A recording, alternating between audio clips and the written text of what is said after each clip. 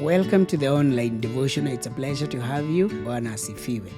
So today we are going to continue reflecting on Psalm 86 as we look at prayer. We started at looking at part 1, Psalm 86 verse 1. And so today we are going to be moving on and looking at part 2. And in part 2 we are going to be considering Psalm 86. Psalm 86 is our text of the day. And here the psalmist, who is David, says, "Guard my life, for I am devoted to you. You are my God. Save your servant who trusts in you." So that is the text of the day. Guard my life, for I am devoted to you. You are my God. Save your servant who trusts in you. So in the first reflection, the first lesson that we learned is that as we come to God in prayer, we must acknowledge our need for God. So that is the first lesson that we learned, that we need to acknowledge our need for God. So let us not forget that we always need to acknowledge our need for God. But now in this part 2, we find that David, having acknowledged his need for God, is now acknowledging his position. We need to acknowledge our position.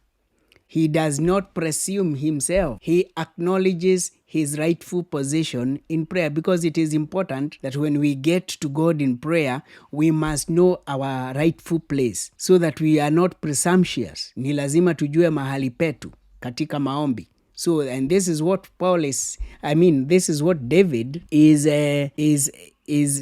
saying here in verse 2. He is acknowledging his position. So the question that we must ask ourselves is, do you acknowledge your position? What is your position? And do you acknowledge that position? So that is what we are looking at. And what exactly is the position of David? In acknowledging his position, he first of all acknowledges that God is the master. And it is important that we acknowledge that God is the master. So when David is going to God, he is going to God as the master. His life depends on God. Yes. And so when he is going there in prayer, he is completely surrendered and dependent on God. Not only is he acknowledging his need, but he is also acknowledging that God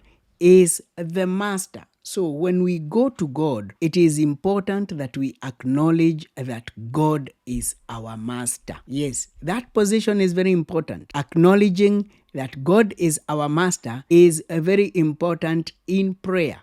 So when we go to God in prayer, who are we going to?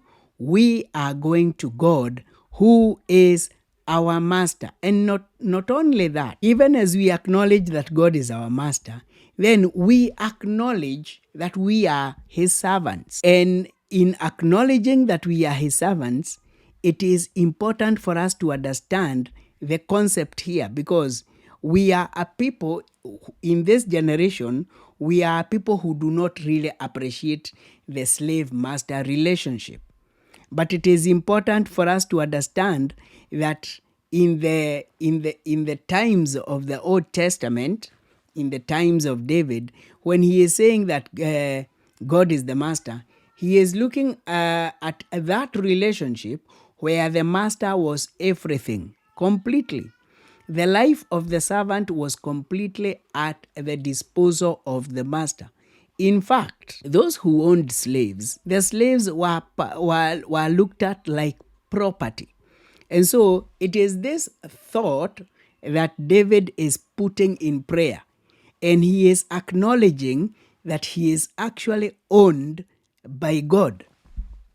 So it is important that we acknowledge that God is our master. And that is why he says down there that, excuse me, "Guard my life, for I am devoted to you."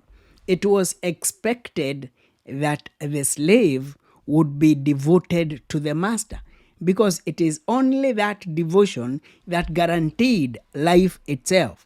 So here we are seeing David coming to God in prayer, submitting to him in humility, and acknowledging that he is a servant of God and that God is indeed the master. So that is the kind of attitude that we need to have as we go to God in prayer. We are not going to God chest thumping, but we are going to God in humility, acknowledging that he is our God and he is our master. So, lesson number 1, let us go to God acknowledging our need.